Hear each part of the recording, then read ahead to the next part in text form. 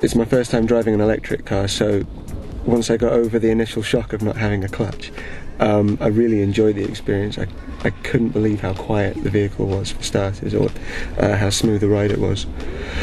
And I'm astonished that it has a dynamic power resupply. So I like to know how far I can go and how well I've done. It comes back to knowing your stats and making an achievement out of driving well. I don't like to see people driving aggressively. I think an emphasis on driving casually is certainly a very positive thing.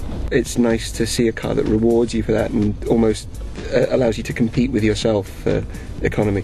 I've always been impressed by the style of the chassis. Generally, it's always been a really beautiful design. Looking back to the Skylines, the Nissan have been leaders in making beautiful, functional cars. When it comes to these, I think they've made a really nice midway point. It looks functional and yet it looks nice.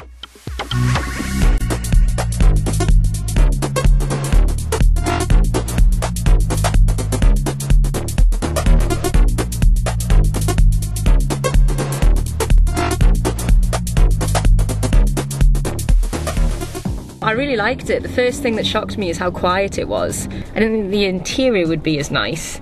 And I didn't think this kind of P thing here, sort of, I guess it's substitute for a gear stick, didn't think that would be there because there's no handbrake, that's the handbrake. So the interior looks slightly different. I think people probably tell you it's the environmental impact, which it should be, but overall it'll be the cost. But I think one thing that most people think is that there will be nowhere to charge it, when I just found out before there's already 178 in the region alone, which I didn't know, because you don't know what they look like, do you? So I think most people think, well, how can I charge it? I wouldn't know where to charge it. But yeah, I was impressed with it. I liked it. It definitely changes my view on it, because I could name it as the Nissan LEAF. I couldn't tell you any other makes electric car names at all.